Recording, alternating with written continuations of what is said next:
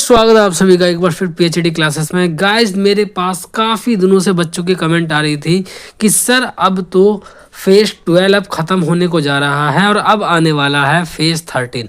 तो फेज 13 के बारे में आज मैं आपको फुल अपडेट दूंगा कि कब इसके नोटिफिकेशन आएगा, कौन कौन से डॉक्यूमेंट्स की आवश्यकता पड़ेगी, क्योंकि डॉक्यूमेंट्स एक बहुत ही इम्पोर्टेंट रोल प्ले करता है फेज 11, 12, 13 इन सब में। क्यों आप लोगों ने देखा भी होगा, मैंने इतनी सारी वीडियो बनाई है फेज 11 पे 12 पे। मोस्टली बच्चे जो इसमें बाहर होते हैं वो डॉक्यूमेंट्स को लेके बाहर होते हैं, और हल्की सी सिल्ली भी मिस्टेक कौन कौन सी आपको इसमें नहीं करनी है जिसके कारण आप जो है मतलब रिजेक्ट ना हो आगे जाके। तो फुल हम बिल्कुल डिस्कस करेंगे। आज की वीडियो केवल आप लोगों के लिए ही है। अगर ध्यान से देखा तो आगे सिलेक्शन के चांसेस आपके बढ़ जाएंगे, वरना एक अगर वैकेंसी भी आती है उन पे एक भी बच्चा भी इनको नहीं मिल पाता इन सिलेक्शन पोस्ट में। ठीक है, इस गलती को अगर आप अवॉइड करेंगे तो सिलेक्शन के चांसेस को काफ़ी रहते हैं। चलिए अब हम डिस्कस करते हैं कि आखिर इनका नोटिफिकेशन कब आने वाला है। तो भाई जहाँ तक कि अगर मैं एसएससी का जो कैलेंडर आया है, एसएससी के कैलेंडर में क्लियरली मेंशन किया गया है कि ये जो फेज 13 आएगा, फेज 13 आपका इसके एप्लीकेशन आएंगे 16 अप्रैल। 16 अप्रैल मतलब इस समय क्या चल रहा है, आपका मार्च चल रहा है। मार्च चल रहा है तो नेक्स्ट मंथ आपको 16 तारीख को आपको जैसे 16 तारीख अगर डेट देते हैं तो 1-2 दिन बाद जो है इनका नोटिफिकेशन दे ही देंगे ये। ठीक है, 16 अप्रैल इसकी जो है स्टार्टिंग डेट है। और अगर मैं क्लोजिंग डेट की बात करूं तो क्लोजिंग डेट इसकी 15 मई है। मतलब 1 महीने का टाइम ये देते हैं, ऑनलाइन एप्लीकेशन आपको करना है। मतलब नेक्स्ट मंथ इसके जो है आने वाले हैं, तो बिल्कुल जो है सतर्क हो जाइए।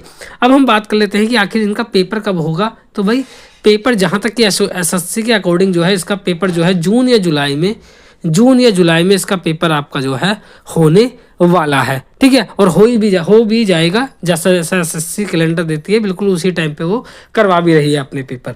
अगर मैं बात करूं कि पिछले साल कितनी वैकेंसी आई थी, वैकेंसी की अगर मैं बात करूं तो भाई जो फेज 12 है उसमें जो वैकेंसी आई थी, ये मैंने फेज 12 का नोटिफिकेशन खोल रखा है, उसमें आई थी आपकी 2049 वैकेंसी पिछली बार आई थी, जिनके अभी तक प्रोसीजर जो है चल रहे हैं। डीवी हो गया, बहुत सी पोस्टों के फाइनल रिजल्ट भी जो है जारी हो गए हैं। ठीक है, कुल मिला के ये है प्रोसेस अब इस समय फास्ट हो रहा है। पहले थोड़ा सा ऑफलाइन टाइप का प्रोसेस होता है, अब सब ऑनलाइन है तो फास्ट प्रोसेस हो रहा है। अब मैं बात करता हूँ कि भाई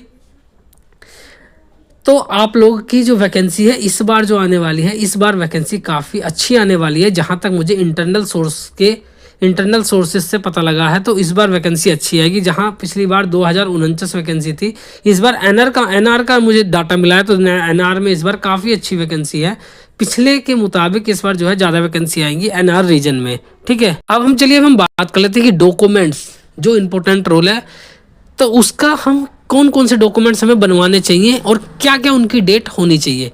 तो भाई सबसे पहले हम बात करेंगे कि भाई जो भी आपके डॉक्यूमेंट्स है, चाहे वो आपके ओबीसी के डॉक्यूमेंट्स हो, ईडब्ल्यूएस के डॉक्यूमेंट्स हो, आपके एससी एसटी वाले, सब सुन लें। जो आपके डॉक्यूमेंट्स बनेंगे, जो उनकी क्लोजिंग डेट होगी, मान लो क्लोजिंग डेट अगर 15 मई है, 15 मई से पहले के डॉक्यूमेंट्स आपके बने होने चाहिए। अगर 15 मई से आपके पहले अगर डॉक्यूमेंट्स नहीं बने हैं तो वो सीधा आपको क्या कर देते हैं, रिजेक्ट कर देते हैं। बिल्कुल भी ये जो आप कहते हो ना कि किसी और वैकेंसी में हम एफिडेविट लगा दें या कुछ और लगा दें जिससे कि सर वो हमें थोड़ा सा चांस दे दें और सेलेक्ट कर लें, इसमें चांस का कोई भी बिल्कुल भी चांस नहीं देते। सीधा क्या करते हैं, रिजेक्ट कर देते हैं। क्योंकि काफ़ी एक्सपीरियंस है मुझे, मैंने बहुत चीज़ें कवर करी हैं और बहुत रिजल्ट मैंने देखे हैं। बच्चे बार बार छोटी सिल्ली मिस्टेक पे मेरे पास कमेंट करते हैं कि सर बताइए हमें रिजेक्ट कर दिया, अब मैं क्या करूं इतनी सी गलती पे, ये गलती को कैसे सुधारा जाए। तो सुधारने का भी बिल्कुल भी मौका ये नहीं देते हैं। तो जो इसकी क्लोजिंग डेट है उससे पहले के आपके डॉक्यूमेंट्स बन जाने चाहिए। अगर आप नहीं बनाएंगे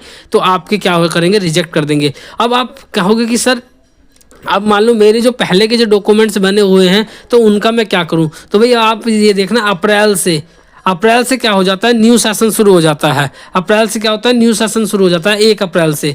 जैसे मान लो ईडब्ल्यूएस वाले हैं तो वो अपना नया सेशन शुरू हो जाएगा उनका 1 अप्रैल से, क्योंकि 31 मार्च तक का उनका क्या होगा, लास्ट सर्टिफिकेट होगा, क्योंकि वो 1 साल का ही रहता है। ठीक है, तो 1 अप्रैल के बाद जो है आप तुरंत जो है अपना जो है इनकम सर्टिफिकेट, अगर आपका जो है पुराना हो गया हो तो उसे दोबारा 3 साल का बनता है आई थिंक, ठीक है, तो उसको आप रिन्यू करवा लेना अगर उसकी डेट एक्सपायर हो गई होगी तो।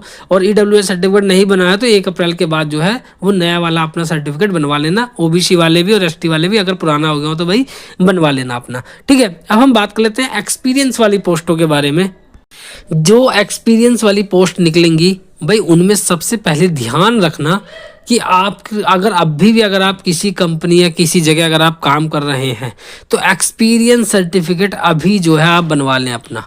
एक्सपीरियंस सर्टिफिकेट मतलब अब ये मार्च का जो लास्ट चल रहा है इसी में पूरे साल का जितने साल आपने काम करा है उसका एक्सपीरियंस सर्टिफिकेट अभी बनवा लें, क्योंकि जो डेट आपके एक्सपीरियंस में रहेगी वही डेट आप उसमें जो है मेंशन करोगे जब आप ऑनलाइन एप्लीकेशन फॉर्म अपना डालोगे। और अगर वो डेट अगर मिसमैच होती है, मिसमैच अगर आपकी होती है तो वो आपको सीधा सीधा रिजेक्ट करेंगे, उसका कोई भी सॉल्यूशन नहीं है सुधारने का। अगर आपके एप्लीकेशन में जो डेट डाली गई है वो और जो आपके सर्टिफिकेट में जो डेट है वो अगर मिसमैच है उसका कोई भी सॉल्यूशन नहीं है, चाहे आपके मार्क्स कितने भी ज़्यादा क्यों ना आ गए हों, आपको सीधा सीधा ये क्या करेंगे, रिजेक्ट कर देंगे, ठीक है। तो अभी से वो सर्टिफिकेट बनवा लो अगर आपका एक्सपीरियंस, और एक्सपीरियंस वाले पोस्टों पर सिलेक्शन लेने के ज़्यादा चांसेस होते हैं क्योंकि बहुत कम बच्चा अप्लाई करता है और जो अप्लाई करते हैं उनके मोस्टली जो है सिलेक्शन हो ही जाता है।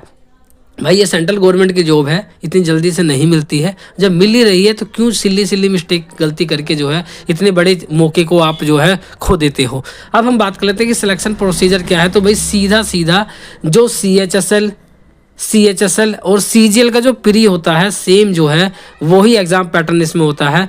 25-25 क्वेश्चन रीजनिंग के और जनरल अवेयरनेस के, मैथ के और इंग्लिश के 25-25 क्वेश्चन आते हैं जो 50-50 नंबर के होते हैं। 2 नंबर का एक क्वेश्चन होता है, 200 नंबर का पेपर होता है आपका। और इसमें आप जो है जितने भी मैक्सिमम मार्क्स आप गेन कर लोगे वो आपका जो है सिलेक्शन हो जाएगा। इसमें जो एग्ज़ाम होता है वो 3 टाइप का होता है। पहला जो होता है वो होता है आपका 10th लेवल पे, जो MTS वगैरह की पोस्ट निकलती है वो 10th लेवल पे निकलती है। CHS और दूसरा पेपर होता है आपका 12th लेवल पे जो सेम जो है CHSL लेवल का होता है, ठीक है। वो 12th लेवल की जो पोस्ट निकलती है वो उनका जो है 12th बेस पे एग्जाम होता है। तीसरा होता है जो ग्रेजुएशन लेवल की जो पोस्ट निकलती है वो CGL का प्री लेवल का एग्जाम होता है। कुल मिला के मान लो उससे भी कम लेवल का एग्जाम होता है, कोई ज़्यादा हार्ड एग्जाम नहीं होता है। आप जो है नॉर्मली दे के आओगे तो अच्छे मार्क्स आपके आएंगे, मतलब ठीक है। थोड़ी बहुत ठीक ठाक तैयारी करोगे तो मार्क्स आपके अच्छे इसमें आ जाते हैं। तो 3 एग्जाम होते हैं। और अगर जैसे मान लो आपने 10th लेवल पे आपने बहुत सारी पोस्टें अप्लाई की हैं, ठीक है, तो एक ही एग्जाम दोगे वो ही उस एक के ही मार्क्स जो है सभी पोस्टों के लिए एलिजिबल हो जाएंगे आपके। ऐसी 12th में, ऐसी ग्रेजुएशन में, चाहे आप कितनी पोस्ट भर दो, कितनी पोस्टों के लिए आप एलिजिबल क्यों ना हो जाए, सबके लिए आप फॉर्म जो है डाल सकते हो अलग अलग से। केवल इसमें 100 रुपये जो मैक्सिमम चार्ज है वो 100 रुपये है, वो पर पोस्ट के लिए है। जितनी भी आप पोस्ट भरना चाहते हो भर सकते हो आप जो है इसमें, ठीक है। अब हम आगे बात कर लेते हैं। सबसे अच्छी बात क्या है, सबसे अच्छी बात इसमें ये है कि केवल एक ही पेपर है। कहने का मतलब ये है किसी का भी कोई मेंस नहीं है, एक पेपर देना है और आपका जो है सिलेक्शन है। एक पेपर में ही आपका जो है सिलेक्शन है। उसके बाद अगर किसी में अगर जैसे टाइपिंग है तो आप टाइपिंग दे के स्किल टेस्ट दे सकते हैं, वरना तो एक पेपर है, चाहे कितनी भी बड़ी पोस्ट क्यों ना हो, इसमें उसी का ही फाइनल जो है सिलेक्शन हो जाएगा। एक पेपर के मार्क्स के अकॉर्डिंग ही आपका जो है सिलेक्शन हो जाएगा। सिलेक्शन होने के बाद पहले वो आपको स्क्रूटनी के लिए भेजा जाएंगे जिसमें ऑनलाइन डॉक्यूमेंट्स आपको सेंड करने होंगे। उसका रिजल्ट अब जो है बहुत ही जल्दी आ जाता है। अब मैं बात करना चाहूँगा एज क्राइटेरिया। तो भाई जो एज क्राइटेरिया है उसमें सभी पोस्टों का अलग अलग है। किसी पोस्ट में 18 से 25 साल मांग लेते हैं और किसी पोस्ट में जो है आपके 30 साल भी मांग लेते हैं। किसी पोस्ट में आपके 35 मतलब जो जिस हिसाब की पोस्ट है कि जो बड़ी पोस्ट होती है जिसमें कई सालों का एक्सपीरियंस मांगा गया है तो उसमें एज भी जो है थोड़ी बढ़ा देते हैं, वरना जिसमें कहीं एक्सपीरियंस नहीं मांगा जाए तो उसमें 25 या 30 जो है रखते हैं। बाकी आपको OBC के लिए 3 साल की छूट रहती है और SC ST के लिए 5-5 साल की जो है छूट इसमें एज रिलैक्सेशन उसमें देते हैं, ठीक है। बट ये कि सर्टिफिकेट होना चाहिए आपके पास हर चीज़ का जिसका भी आप रिलैक्सेशन आप ले रहे हैं। और एक बात और, जो भी बच्चों ने अगर सेंटर की अगर ये वैकेंसी है तो भाई सेंटर का ही सर्टिफिकेट ज़रूर जो है बनाए रखना।